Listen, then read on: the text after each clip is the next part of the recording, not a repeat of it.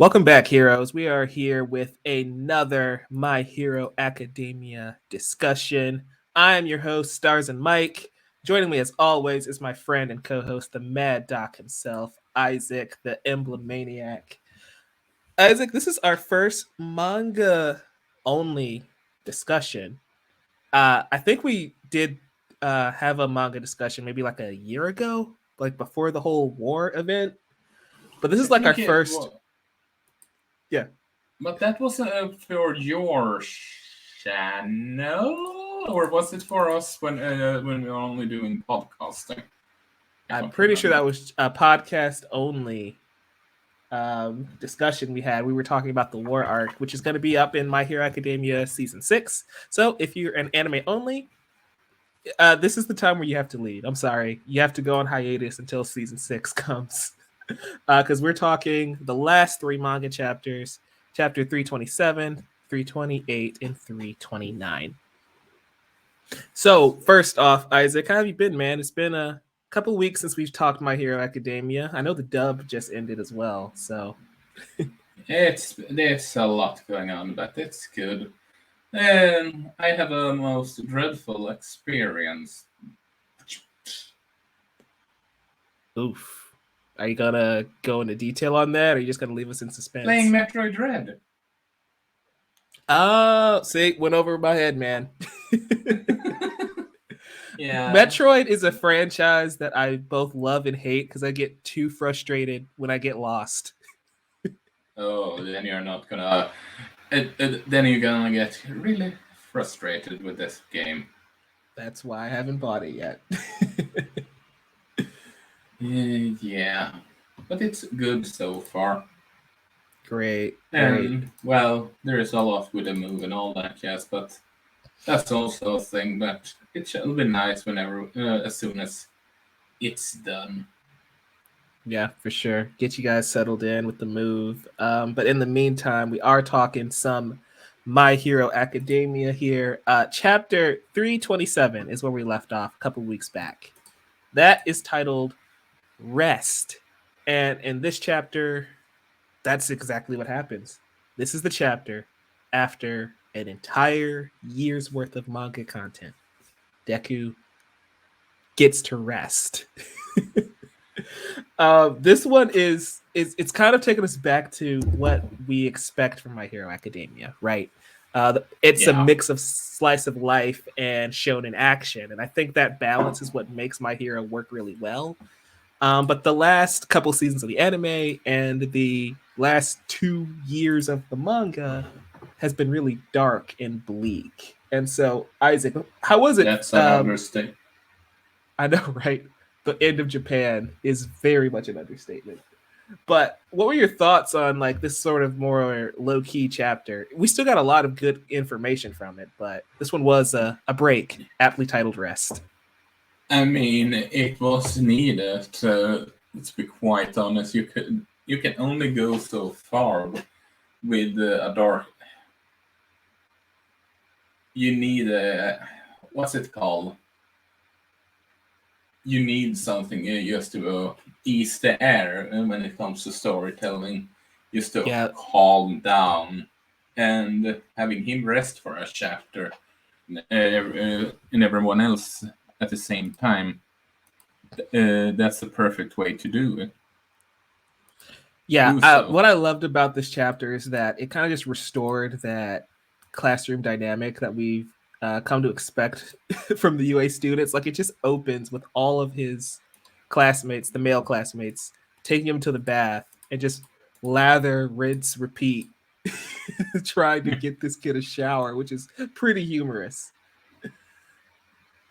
But yeah, Yeah, this is the one where Deku comes to his senses. In this chapter, he's finally back at UA after a long stint as Vigilante Deku. We see that Bakugo is still Bakugo. Even though he apologized and everything, Bakugo is still going to be that kind of brash, Vegeta-esque friend for Deku here. yeah. I would argue that Vegeta has grown quite a bit in terms of his former self, though. in Super, he's not as brass. I do love, although, how the rest of the classmates just handle Bakugo right now like a stray cat and just doesn't care about his outburst. Yeah, those are what I love about this chapter is the subtlety, right? The small details. Like on is it page 5? There's a panel of Uraraka asleep, and she has mittens on, and that's just funny to me because you think about it, she floats stuff in her sleep, so she has to wear gloves, otherwise her bed, her pillow, everything in her room would start floating. It's kind of funny. Or how Mineta has balls on his speech bubbles to let us know he's the one talking when he's not on screen, right? It's just things like that, which is infusing the humor and the levity back into the story. We even have All Might showing up, and he works things out with Deku. And like you said, them handling Bakugo like he's a feral cat is just funny, especially like Jiro's the one who's doing it, and Jiro was kind of scared of him during their whole festival arc, which just shows how much she's grown as well. It's just the subtle details of seeing how everybody has changed to this point in the story while still maintaining their personalities. We haven't seen the students for a very long time, especially in a setting like this. So I appreciate that things are different. Things will never be the same, but it's still Class A, that we've come to know and love over the past 7 years. Wait, has this series gone on for 7 years? Well, I believe so, but we can always fact check that. We're just gonna Google My Hero Academia, and it was published by Weekly Shonen Jump. I'm checking the Wikipedia now, but I'm pretty sure we're going on 7 years, right? That feels right. Nevertheless, though, it's been going since 2014. Oh my fucking god! And they're still first years. It is more. Yeah, we often say that time flies, but Jesus. For some reason, I thought it had only gone on for like 3 or so. Well, again, but I digress. The anime is going into its 6th season next year, so Yeah, good point. Good point. In chapter 327, Deku gets his much needed rest.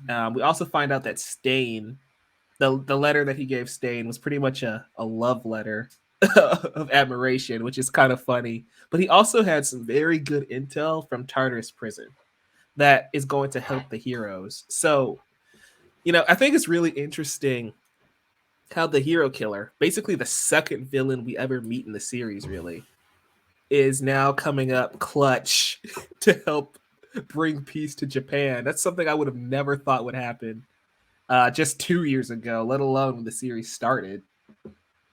I could see him legitimately be a part of the end fight, so to speak. Mm-hmm. I could legitimately see him being a part of fighting the big bads. Yeah, for sure. For the sake of All Might and all that, yes. Maybe even sacrificing his life. Let's remember, he told himself that once this is done, hunt me down. But instead of him hunting him down, he dies saving his idol. That would be wild. And, that's something that it's not going exactly how we predicted with All Might and Stain finally interacting. Yeah. Which is cool. Yeah. I'm glad that he's able to throw twists and turns in there for us. It'd be really annoying if we just 100% called everything, like Dobby being a Agreed. Agreed. What are your thoughts on? I'm sorry. What? And sure, I have had some doom and gloom theories, like the whole him not talking to deck until he gets a Force Ghost, but this is just something you don't really need Stain to much more than maybe just helping his idol in combat now. That's what I wanted to ask you about, like what other role would Stain play, and also your thoughts on, like, I mean, considering Deku and All Might's relationship up to this point, it makes sense that they made up as fast as they did. But did that kind of come too quickly to you? Was it earned? I mean, he has rested. He has and he has been gotten a chance to just uh, relax, just calm nerve. People talk through with people. Mm-hmm. It's not just. It's not just, oh hey, we're good, fine, bye, we're good. He just he got the chance to uh, collect his thoughts with other people. So it was, I think it was kind of earned, Mm-hmm. so to speak, because this was he got this chance to realize that, well, he was a douche against All Might today. You know, that just So shows how far this series has come, where Deku can even come close to being a douche. You know, but he's one of the most pure characters you will see in a show. That it's just like, yeah, he was a jerk to yeah, his he was. idol. Maybe it was an unintentional jerk, but a jerk nonetheless. Yeah, for sure. It, you know, I get what you mean, and to a certain extent, yeah, it is earned. It's just, to me, and this is going for the entire series. Things are moving way too quickly, and I that leads will. us. No, go on, go on. No, that just leads us into the next chapter here, because at the end of this one, the information we have is that Shigaraki will be ready in about a month's time, right? That gives the heroes a month to prepare. However, that takes us into chapter 328. No man is an island. And Before in we this go to chapter, that, before we go to that chapter, I will say yeah, the only thing I would argue it went too fast is maybe the other student, quote unquote, forgiving him, something like that. But even yeah. So then, it's not a big deal like that. Deku, yeah, yeah, I can understand that, but the other, mm, that's up to debate. so yeah, I'm still on that point here. So give me a second to set this up. In this previous chapter, rest, we set up that Shigaraki's going to be ready in a month's time. In this chapter, we find out that Shigaraki's going to be ready in a matter of days. You see what I mean? On how Yeah, we set up a thing and then completely disregard it to speed it up. And yeah, you're right. Like, there's even a panel in 327 that is the UA students saying that they are over the initial shock of everything about One for All. Why didn't we see that? You know, like, Deku's classmates find out that he and All Might have essentially been lying to them, and that Deku is the successor to All Might's power, and his destiny is to defeat All for One. Why didn't we see these students react to that information? And I hate that we're never going to get that. And I hope we get an anime filler that covers that. yeah. For once, anime filler would be good. Yeah, and you know, it's weird because with this season coming up, season 6, and then season 7, it feels like they should add filler to those seasons, right? Like, what were the kids doing while Murika was fighting them? What happened with Class A while Deku was being a vigilante? It's these gaps that feel like Horikoshi is rushing to the end, and I just want to see these scenarios play out. Like, we introduced Dabi being Toya, and then, you know, we just kind of go away from that for months, and months, and I'm sure we'll get back to it, but it's like you had that initial gut punch and then you don't follow it up with anything. Honestly, while I don't have that worry as of now, I'm I will admit that it makes me a bit scared that they are doing pretty much what Tide Kubo did with Bleach. Although with Tide Kubo, it was something behind the scene as well.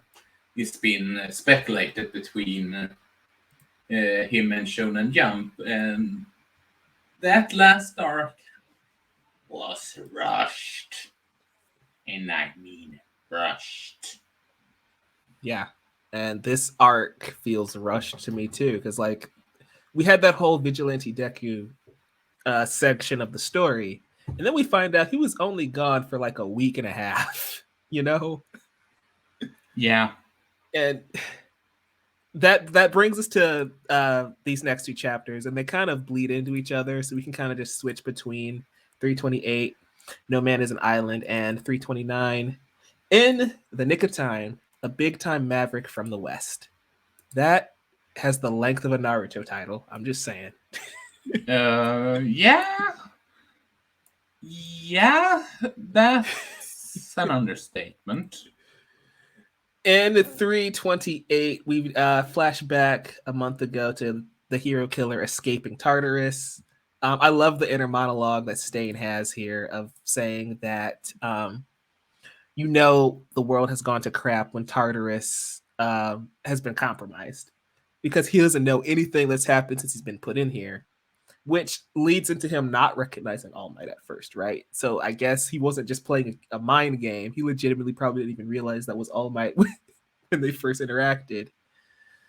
We later jump forward in time. We see that All Might gets Tsukuchi, the information given to him by Stain. And that's when we find out that Shigaraki and All for One will be ready in a matter of days, not in a matter of weeks, like the heroes thought from the previous chapter. This is when things got real interesting. Like seeing all of that, all of the backstory with Stain and a lot of the explanations of things that's going on here.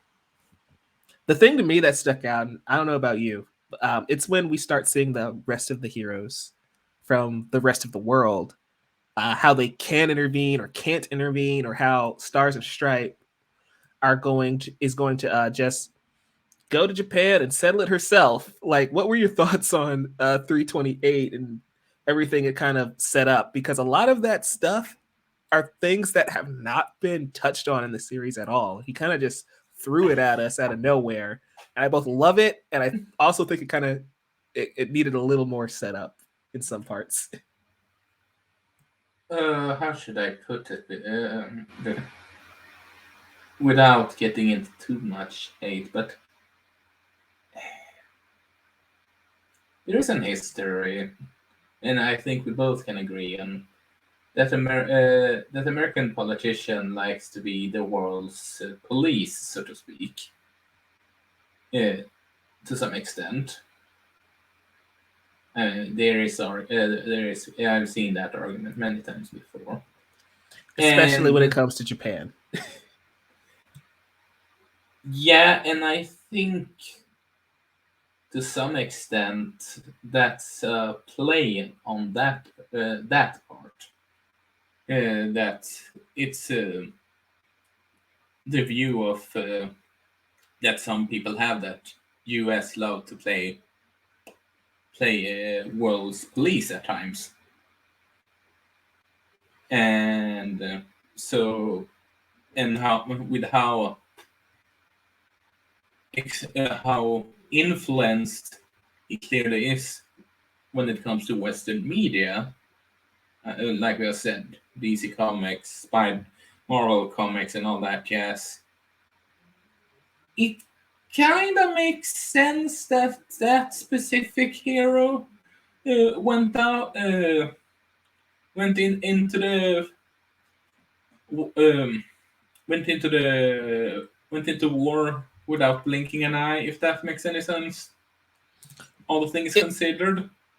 So yeah, there's a lot of layers to this. One, Yeah, America jumping into the middle of a conflict um, that they have no business being in at this point in time. It could be social commentary, but also in the universe. You mean to tell me All Might had a successor in America who looks just like him, and she didn't get one for all? What's that about? Maybe it's because she's powerful on her own. I feel like that makes you the perfect candidate to get it. Now we know the quirk singularity came into effect, and that's why Deku's like almost the only person who can take the quirk. But All Might didn't know that. So why wasn't she a candidate like Mirio and Izuku? You know, it's those things May that kind of don't make sense to me. Maybe it has something to do with, like you said, they clearly have some international laws on how heroes can operate between for each country. Maybe it's something in terms of politics that made him not being able to give it to her, considering she's the strongest hero in United States. Maybe. I mean, with that again though, All Might was doing hero work in the United States in Two Heroes, which is canon to the story. So I don't know, Yeah, man. but because just look at it this way also. What the fuck? Uh, Look at it this way. How do you think the Japanese government would react if they knew that their number one hero would give up their quote unquote strongest weapon to a different country? How do you think that they would react to that? Yes, Uh, oh yeah, it's all politics, but that's why the power of One for All is a secret in the first place, right? Because everybody yeah, would be trying to get it. exactly. So I think it makes sense that he didn't give her or maybe even consider that. Had she been a Japanese-based hero, stated in Japan, be it just what's it called when a stu- uh, when a student travels another country to Yeah, like an exchange student maybe type of deal. maybe if she was an exchange student or sort of like an ambassador for United Mhm. States and lives uh, in, and would live and operate in Japan, even if it wasn't. Then I would have agree with you, but now uh, it's all about politics at the end of things, It just which feels weird to me. Not just him giving her the power, but it feels weird to me that after Sir Night Eye and Nana Shimura and everything that's happening with Tomura, I feel like we should know who All Might's allies are. And why hasn't this come that up I yet? can agree with. That I can agree with. You know, like him not giving her the power isn't the biggest of deals. That's kind of a nitpick, but it's like, why didn't we know she existed until over 320 chapters into the story? That just, And why didn't they contact the world government, the UN, so to speak, mhm. prior to the war? Yeah, like Hawks is doing all this investigative work, getting all this information. I would have reported this to the UN to get them some backup before that hospital raid a year ago, you know? Yeah, And that's what I which mean by the stories moving at such a rapid pace that it doesn't make sense. Some parts just don't make sense. They're cool. Like the idea of Star and Stripe coming in to help out is really cool, and I love the idea. And I even love how in this next chapter, Tomura meets her before she even hits the ground. And she's totally gonna die, but it was cool nonetheless. that's the biggest problem for me with a character like that. Be it if it was the American hero, the Switzerland or whatever. It feels like they only introduced this character to show off Shigaraki's power. 100%. And they've been doing that for a while. I mean, look at Lady Nagant, for example. Like Yeah, but she was only introduced to show us how powerful Deku has gotten. Yeah, and honestly,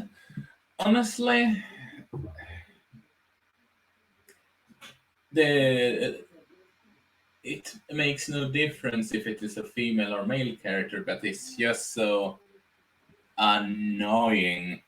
Sure, we can argue that as annoying that Vegeta gets an L after an upgrade or something like that. Constantly, at least they are showing off the powers of the villain in comparison to the new abilities that Vegeta has. They are not just doing a one-off character, if you know get what I mean. Yeah, because I totally do, and I've voiced this complaint a lot on how they've handled Medico. Like she comes in, has an awesome fight, and then she's just down for the count for the rest of the story. Lemillion is another character who is only there to show us that Deku is the one who deserved One for All, even though Lemillion was great, blah, blah, blah. You know, and this is both a good thing and a bad thing when it comes to Horikoshi's writing. He makes great characters in his sleep. All 20 kids, okay, minus Mineta in Class A, are fantastic characters. I can already do a side thing. Mineta is not going to be in that live action My Hero Academia movie if that ever happens. I'm calling it now, but that's another story.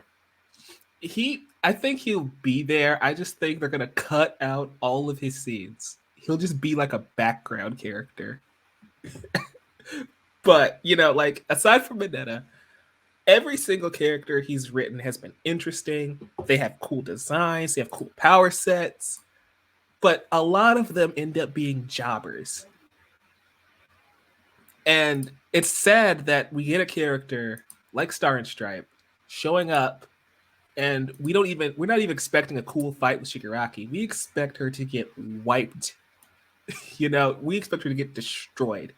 And I hate that feeling. Yeah. And let's also talk about one thing that we keep forgetting. How suddenly All for One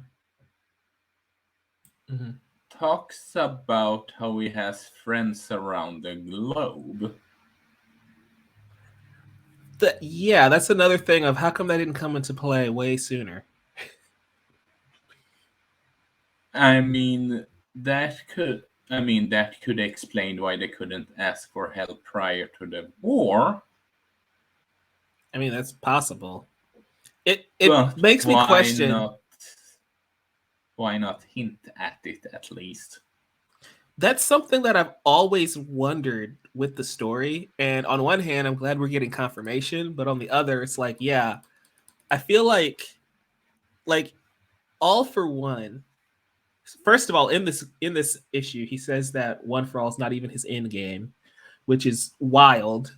But All for One has allies. All for One wants One for All. And he's shaking in his boots when Stars and Stripe shows up. He's saying if he can steal her quirk, the war is essentially over. She's the only one who has a chance of beating him.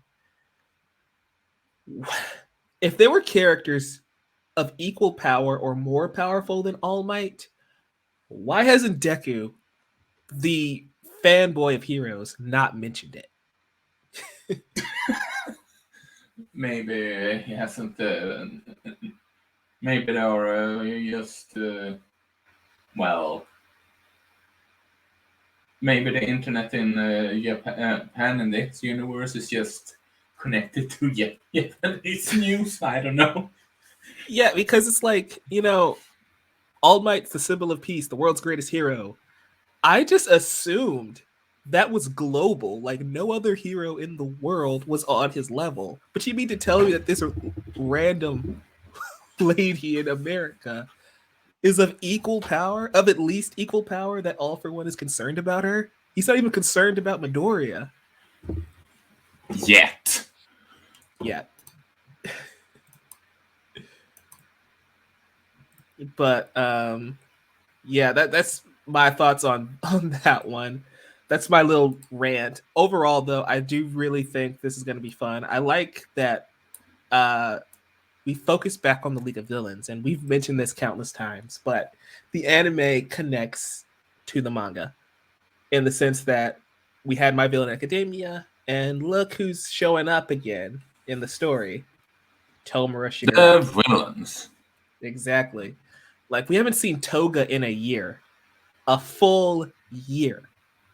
And she didn't do anything, but at least they let us know she was still breathing, you know? But I think it's interesting how they're kind of using the whole liberation angle and everything with Spinner. And it's kind of funny because I was complaining about them cutting Spinner's content from the anime, and it looks like it's going to come back to bite them when they have to adapt this part of the manga. Yeah. Because that's valuable information that they're going to have to shoehorn flashbacks in for it to make sense.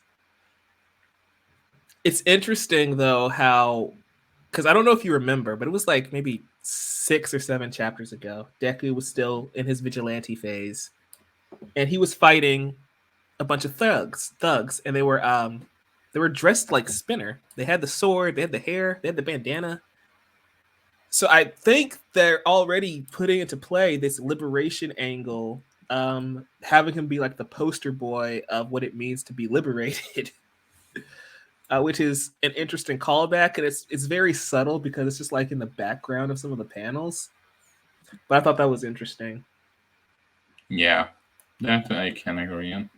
But yeah, I seriously hope, but I highly doubt it, that in some fashion they managed to show the strength of Shigaraki, but also managed to save Sora and Stripes, that we can at least get some more interaction with her before she obviously dies. I'm hoping she goes like the five Kage at the end of Naruto Shippuden. Like she's gonna get roughed up, but she doesn't have to die. That type of fight, you know. Yeah, Um, but with how strong he has become, more than likely, it's looking rough. that's what brings me to this next talking point. I wanted to run by you before we kind of close things out. She asks Shigaraki in the last panel here, "Are you the villain they call All for One?" And Tomura just responds, "Good question. What exactly am I?" We've been wondering what's going to happen between Tomura and All for One for months now. And that power struggle between the two might be the reason the heroes get an upper hand. We've had the theory that Deku is going to save Shigaraki, and Shigaraki is going to team up with Deku to stop All for One, or he's going to take down All for One himself and rise up as the main villain. In the context of this chapter, not theorizing what happens, way down the line towards the end of the story, what do you think's going to happen with him? Because he's even questioning who he is right now. That's a really good point, to be honest with you. That's a really good point. Because, well, like we said before, international heroes joining the fray in the story just came out of nowhere. Yep. So it can. So if it turns out that All for One and Shigaraki would learn how to fuse themselves into one being a la Dragon Ball, it wouldn't surprise me at this point. I mean, they're kind of doing that now. We didn't really touch on it, but it was it in 328. They do have a like a psychic connection, or at least And they talk in like Morse code or something. fuse together. I mean, seriously fuse together. Oh yeah, I know, but I feel like the connection they have now is even stronger than a fusion because there's two all for ones roaming the earth. Good point. Good point. But I feel like because Star and Stripe is face to face with Tomura Shigaraki, and we know Hawk's Best Genus and Endeavor aren't too far behind her. Um, I wonder if they're obviously not going to win, but I wonder if that power struggle between All for One and Tomura is going to give them an opening and give them a chance to at least come out of it alive. You know, like maybe she won't have to die if Shigaraki is also fighting All for One in his head. That's the only glimmer of hope is that Sinus Hawks and the Endeavor is coming to her aid, plus the whole connection debacle that she will survive. But knowing Horikoshi and the previous characters, I still hope that we are getting a conversation between All Might and Nagant, just because they have different points of view right now when what's gonna happen and all that. Yes. Yeah, for sure. This brings me to my last talking point that I have here. We can, if you have anything else, we can continue from there too. But we know that we're in the final act of the story, and we know that Horikoshi has gone on record. You can read it in volume 32 of the manga.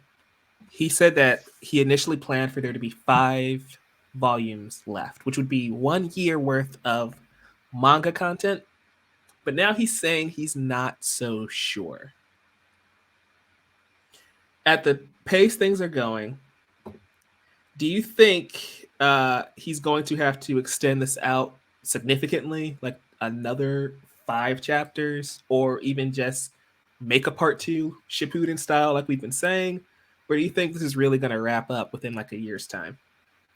Honestly, I can see both. Mm. I would hope, and I do mean I legitimately hope at this point. I don't know how they would be able to do that story-wise, considering the scenario and all that jazz.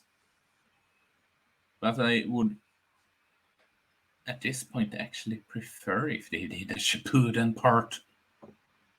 You prefer if they did? Yeah, Mm-hmm.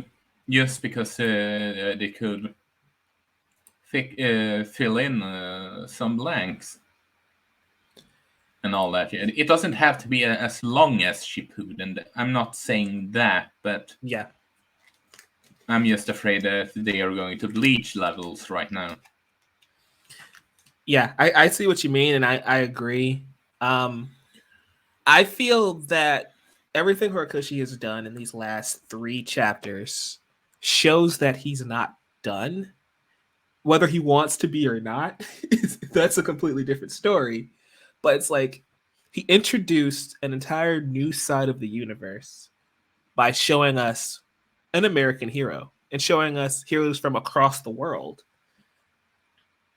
I feel that My Hero Academia is at a point where the heroes lose and Japan is going to be under the reign of All for One and Tomura Shigaraki and part 2 of the story.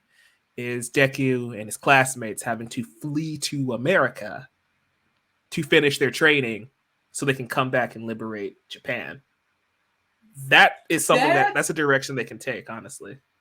that could be a good way of doing a Shippuden if they want to. Yeah, I think so. Especially like in Naruto, if we're referencing Shippuden, Naruto, he powers up a lot closer to the end of that story, but for the majority of Shippuden, he's not much different from the original Naruto. And so I think on the flip side, Deku doesn't need to see any more power increases, especially if America, they have villains just as strong as All for One and heroes just as strong as All Might. He'll keep having new villains to face on the other side of the country, whereas in Japan, it'll just be Shigaraki who's on Deku's level. So I feel like Horikoshi put himself in a place to tell spin-offs or have them move away from Japan. But also, at the pace he's going, I can still see him wrapping this up in like a year's time. Well, watch it being that he introduced world's heroes just because Shonen Jump wanted more spin-offs than just My Hero Academia Vigilantes. That is entirely possible. I will confirm in a couple weeks when I see World Heroes Mission. That makes sense because even in the first movie, they go to Island and see all these other heroes from other parts of the world kind of like coming together on Island. So I feel that is a legitimate avenue for spin-off potential, which is still better than Boruto on most days. So yeah, we have to put in Boruto even though Leo is not here, obviously. He's here with us in spirit. Yeah, agreed. And but I hope they do something. If they had to flee to America or something, he has to bring along Mother Midoriya, protect her at all cost. Yeah, that's the thing about My Hero Academia. They made the parents very integral to the story because they're actually part of their kids' lives, unlike a lot of anime and cartoons. So we have to figure out a way to get their parents to travel with them.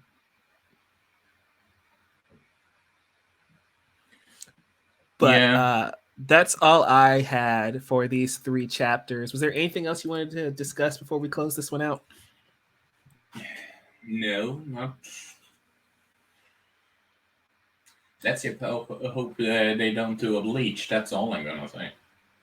Yeah, hopefully they don't do a Bleach. And I feel like us covering these chapters in succession on this episode really kind of shed light on some of the pacing issues. They're not, detrimental to the series. It's not ruining anything.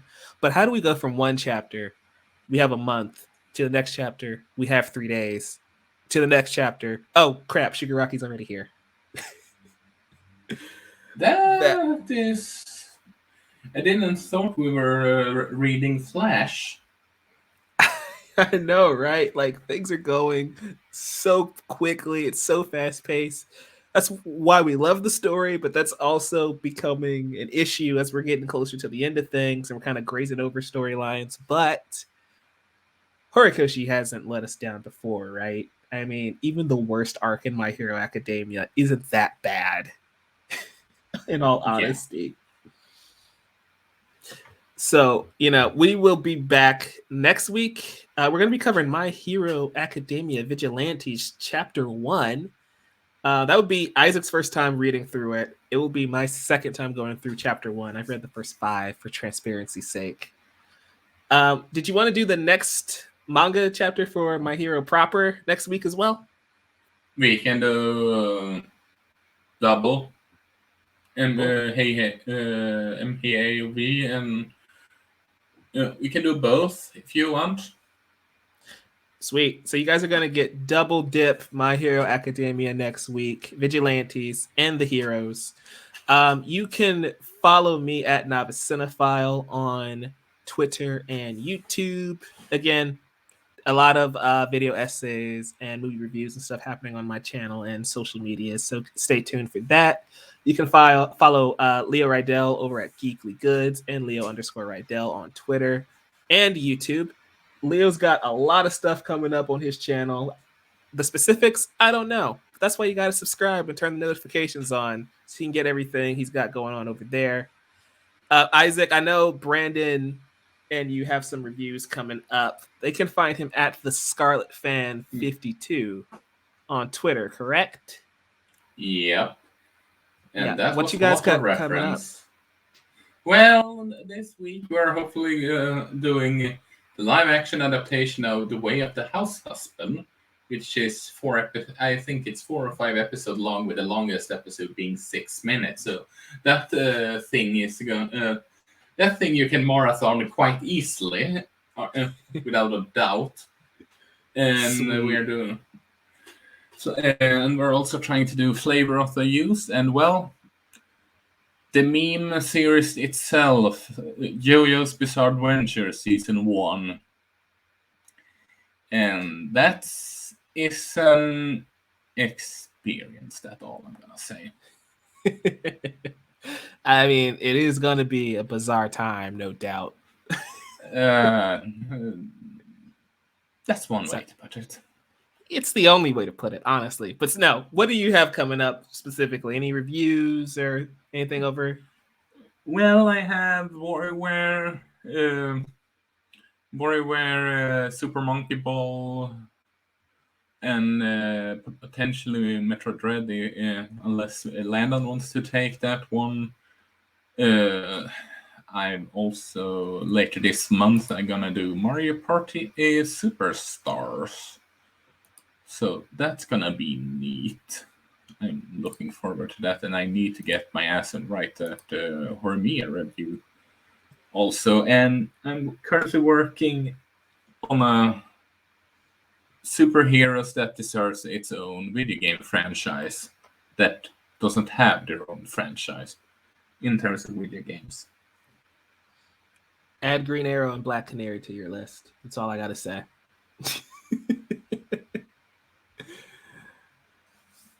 I have some obvious one.